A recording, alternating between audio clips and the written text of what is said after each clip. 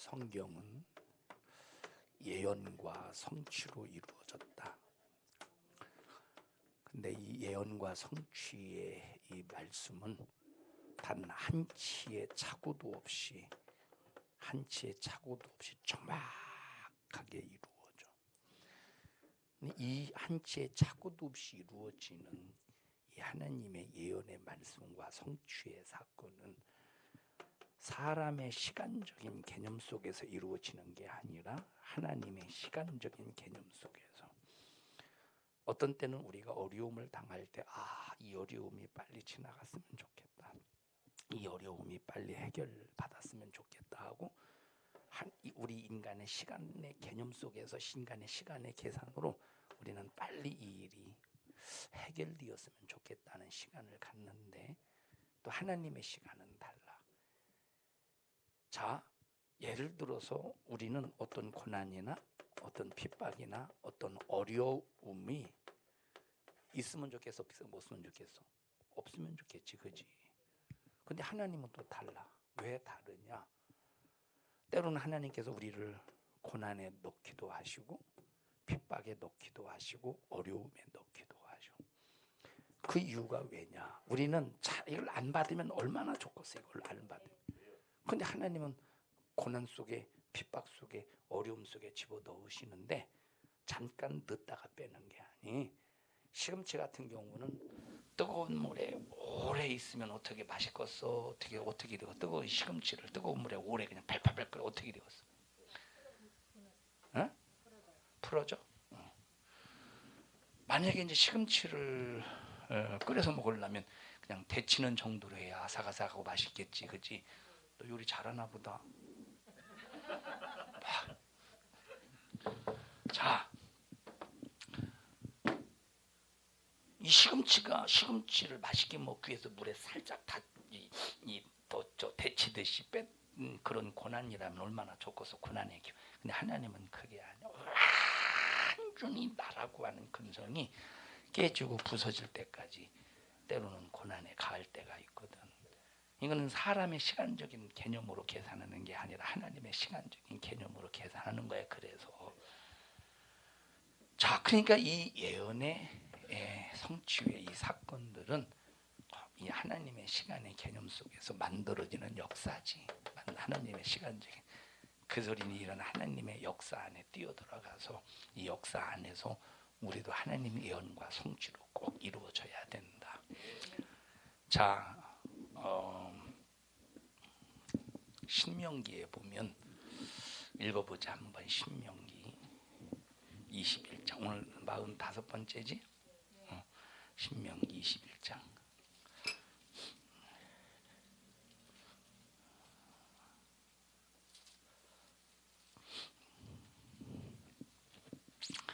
시작. 사람이 21장 22절 23절 시작. 사람이 만일 죽을 죄를 범함으로 네가 그를 죽여 나무 위에 달거든. 자, 사람이 죽을 죄를 져가지고, 다시 말하면 사형당할 죄를 범했다고 해봐. 사람이 사형당할 죄를 범하여 이제 사형을 당하는데, 이 사형을 당할 때 어떤 사형이 있대? 나무에 매다는 사형이 있다는 거야. 이 나무에 매다는 사형이 있는데 밤새도록 매달지 말고 그 시체를 나무 위에 밤새도록 두지 말고 당일에 장사하여 네 하나님 여호와께서 네게 기업으로 주시는 땅을 더럽히지 말며 나무에 달린 자는 하나님께 저주를 받았으니라. 나무에 달린 자는 누구래? 누가 나무에 달려? 하나님께 저주받은 자. 그럼 왜 저주가 임하지? 왜 저주가 임하는 이유는 오직 죄 때문이에요. 이 죄 때문에. 이 죄로 말미암아. 그래서 사형당할 만한 죄를 범하면 이제 저주의 나무에 달려서 죽일 텐데, 사형을 언도할 텐데 밤새도록 두지 말라는 거예요. 이제 부정하지 않도록 그 땅이. 자, 이 하나님께 저주받은 자지. 자, 그래서 이 십자가를 이 나무 여기서 이제 나무를 이렇게 말할 때는 이 나무를 이제 십자가라고 그래. 이제 십자가의 의미가 있는데 그래서 성경에 보니까 나무에 달린 자마다 뭐라고 그랬어? 나무에 달린 자마다 저주받은 자. 나무에 달린 자마다 저주받은 자. 그럼 이 신명기는 자 모세가 기록한 예언의 말씀이지. 모세가 그러니까 예수님이 이 땅에 오시기 1400년 전에 예수님이 이 땅에 오시기 1400년 전에 하나님은 모세를 통해서 예언하셔서 예수님이 어떻게 죽으실 것을 예언하시고 어떻게 죽으실 거야? 나무에 달려 죽으실 것을 예언하시는데 나무에 왜 달려? 하나님께 저주를 받았기 때문에 나무에 매달리는 거예요. 그러면 예수님이 저주받은 자야? 예수님은 절대 저주받은 자가 아닌데 모든 인간이 죄로 말미암아 나무에 매달려 저주받은 자로서 죽어가야 되지만 예수님이 대신 저주를 받으신다는 거예요. 우리를 대신해서. 그래서 이제 십자가 하면 이제 저주의 나무다, 저주의 십자가다. 자, 그런데 이 십자가형을 보면 어느 날 갑자기 예수님 당시에 갑자기 십자가형이 생긴 것이 아니라 예수님이 이 땅에 오시기 전에 저 페니키아라고 하는 페니키아 또는 베니게라고도 하지. 페니키아 또는 베니게라고.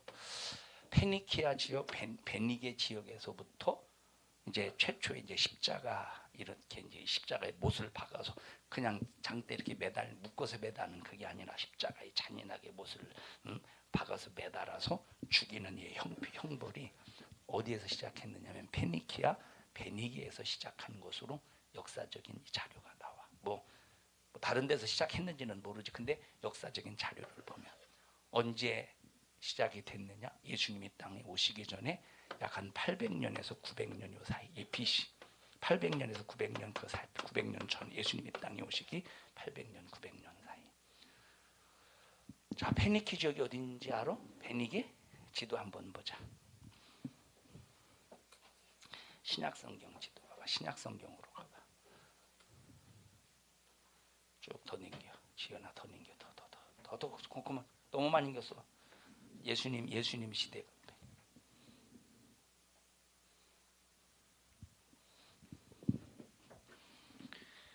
두로와 시돈 알아? 두로와 시돈? 목사님이 바보다. 두로와 시돈 몰라? 자,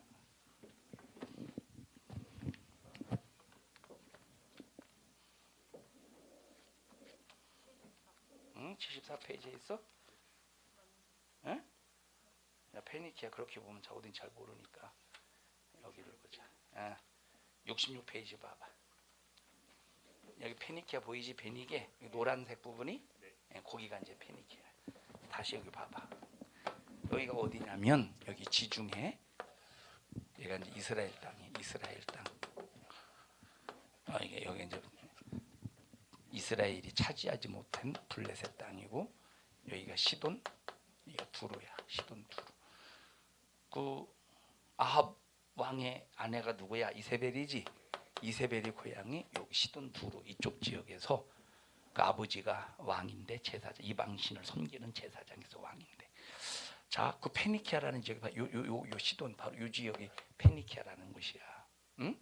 페니키아 요 지역이 페니게. 거기서 이제 십자가형이 처음 시작이 됐다. 역사적인 자료를 찾아봤을 때 그러다가 페르시아 제국 때 바사 제국이라고 하지. 바사 제국 페르시아. 자, 페르시아 제국의 제국으로서 페르시아라고 하는 제국으로서 바사라고 하는 제국으로서 그 제국을 일으켰던 왕이 누구냐? 성경에 나오지?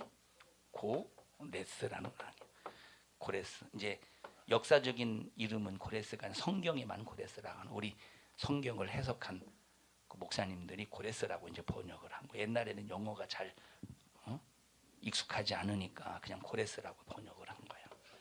자, 이 지역에서 이제 고레스 페르시아 지역에서 한 500년 전 예수님이 땅에 오시기 전 300~400년 전에 이제 한 4,500년 전에 고레스 지역에서 저 페르시아 지역에서 십자가형이 있다가 유대인들에게 언제 십자가형이 아주 노골적으로 집행이 됐었느냐면, 자, 페르시아가 세계를 지배하면서 이제 바벨론을 무너뜨리고, 페르시아가 바사가 바벨론을 무너뜨리고, 이스라엘이 바벨론 폴이었었지만 페르시아가 바벨론 무너뜨리니까 이스라엘이 페르시아 식민지가 되잖아. 페르시아를 그리스가 무너뜨려. 그러니까 이스라엘이 그리스의 식민지가 되는 거야. 그리스의 식민지가 되었을 때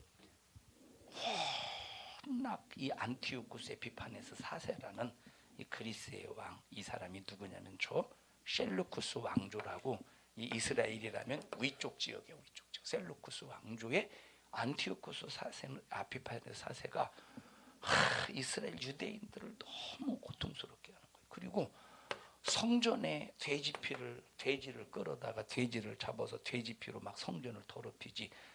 이 사람 유대인들은 돼지가 상당히 부정한 짐승인데 성전을 더럽혔으니 얼마나 까무러칠 일이야. 그래서 이때 구테타를 일으켜서 이스라엘 유대인들이 그리스에서 독립을 한 150년 정도, 150년 정도 독립을 해. 이걸 마카비 혁명이라고 그래. 네? 마카비 혁명. 자, 그래서 이제 왕권을 이어갈 거 아니에요. 마카비 그런 그 대를 통해서 왕권을 이어갈 거 아니에요. 혁명을 일으켜서 이제 독립국가를 이루었으니까 이제 그 마카비 그 가문을 통해서 왕권을, 유대인들을 다스리는 왕권을 이어갈 거 아니야. 자, 그러다가 그 아들이 정권을 잡고 죽고 다시 그 아들이 정권을 잡고 그렇게 하다가 이제 정치적인 이제 권력을 잡다 보면 이 정치적인 싸움이 이제 발생하잖아. 자, 그러다가 보니까 요 안에 이 유대인들 안에 이렇게 이제 그걸 하스몬 가문이라고도 하고, 마카비 혁명의 하스몬 가문이 유대인들을 150년 동안 왕권을 다스리는 그런 역사가 있어. 자, 그런데 그 하스몬 왕가가 정권을 다스리면서 유대인들의 그런 엘리트 계층, 지배 계층, 다시 말하면 소위 말하면 유대인들에게 막강한 영향을 끼쳤던 그런 조직이 있었는데, 그 조직이 대표적인 조직이 뭐냐면 사두개인이라는 조직이 있어. 무슨 조직? 사두개인이라는 조직이 있었고, 또 한 조직은 뭐겠어? 우리가 잘 아는, 많이 들어봤지? 바리새인이라는 조직이 있었단 말이야. 그럼 사두개인 조직하고 바리새인 조직이 합력하여 이들이 잘 서로가 융화가 되어서 유대 나라가 잘 되기를 바라는 상황 속에서 협력했던 것이 아니라, 서로가 정치적인 우위를 가지려고, 서로가 정치적인 우세를 가지려고 서로가 견제한단 말이야. 자, 그래서 어느 시점에 와서 이제 얀네우스라고 하는데, 어느 시점에 와서 사두개인이 미는 사람,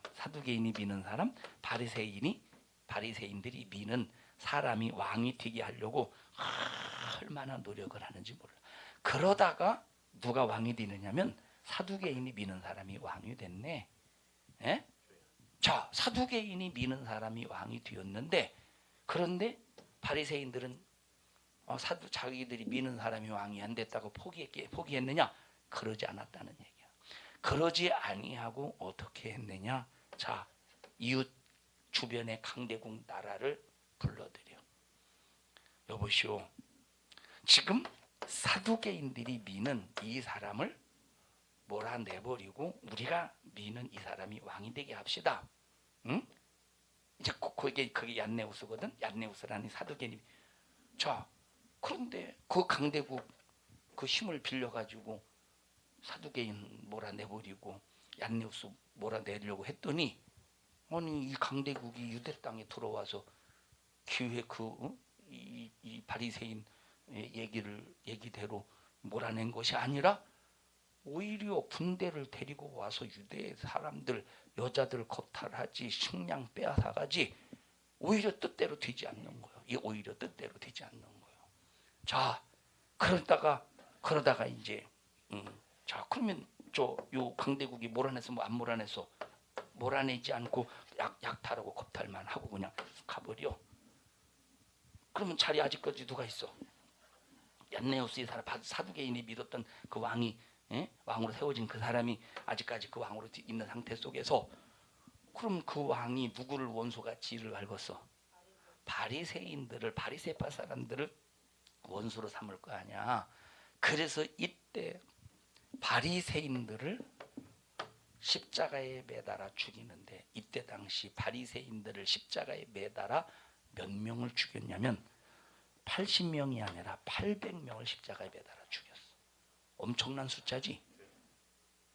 십자가형은 여기 지금 신명기에 나와 있는 유대인들이 만약에 사람이 십자가에 매달려 나무에 매달려 죽을 그런 죄를 범했으면 다음 날까지 둬야 돼? 다음 날까지 두면 안 돼. 왜냐하면 그 죽음은 시체는 부정하기 때문에 그 땅이 다음 날까지 놔두면 부정해지니까. 근데 이방인들은 부정하야 뭐 상관없잖아, 그지? 며칠씩 매달아도. 그래서 이방인들이 십자가 형틀에 매달아서 죽일 때는 그날 죽여서 다음 날 매장하는 게 아니라 6, 7일 동안 매달은 상태로 내버려둬. 그러면 십자가형은 금방 죽는 게 아니래. 6일, 7일 정도 십자가에 매달리면서 피를 탁 쏟아가면서 말라 죽는 거예요. 6, 7일 동안 잔인하게 고통. 생각해봐. 그냥 모세만 온 몸을 의지하고 십자가에 매달릴 때 얼마나 고통스럽겠어. 이때 십자가 처형이 이루어졌지. 이게 약한 예수님이 땅에 오시기 80년 전 정도가 돼. 이 땅에 오시기 80년 전에. 그러다가 십자가형이 이제 언제 집행이 되느냐? 빌라도가 예수님에게 어떤 사형헌도를 내리는데 무슨 처형? 십자가 처형의 사형헌도를 내리는 거야. 자, 그러면 이 십자가에 매달려 죽었다라고 할 때는 십자가에 매달려 죽은 그 사람만 저주받은 것으로 생각하는 것이 아니라 그 집안까지 완전히 이건 저주받은 집안이라고 동네에서 쫓겨나야 돼.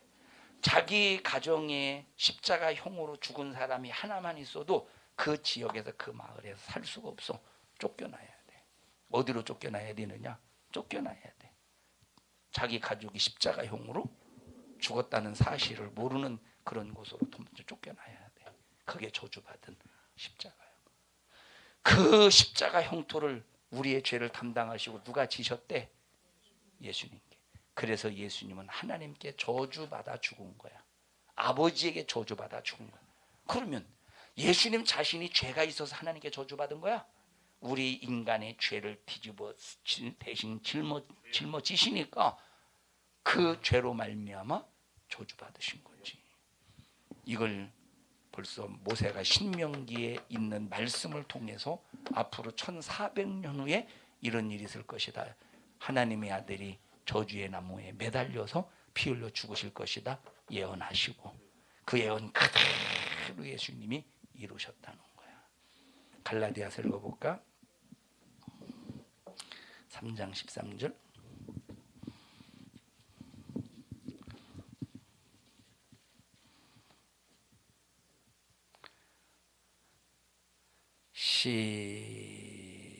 시작.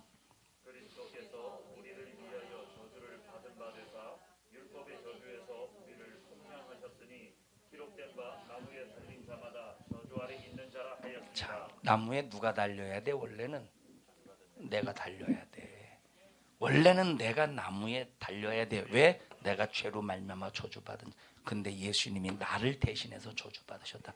감사하잖아. 이 은혜를 우리가 이 은혜를 어디서 받을 수 있냐? 이 은혜를 우리 청년들아 하나님 앞에 감사하면서 신앙생활 잘해야 돼. 우리가 죽어서 그때 깨닫고 내가 진작 신앙생활 잘할 걸. 소용없어. 그때 후회도 소용없어. 주님이 날 위해서 대신 저주 받으셨잖아. 그 은혜를 우리가 축복받잖아. 생명의 축복. 한 사람도 신앙생활 함부로 아무렇게나 하다가 망하지 말고 신앙생활 잘 하다가 천국 가는 우리 청년들이 되기를 축복합니다. 합심해서 기도할 때 주님 나를 꼭 축복해 주셔서 하나님의 은혜로 승리하는 믿음을 갖게 하여 주시옵소서. 주여 3번 부르고 통성으로 기도합니다. 주여 주여 주여. 하나님 우리 청년들을 축복합니다. 오직 예수만 오직 말씀으로만 승리케 하여 주시옵소서.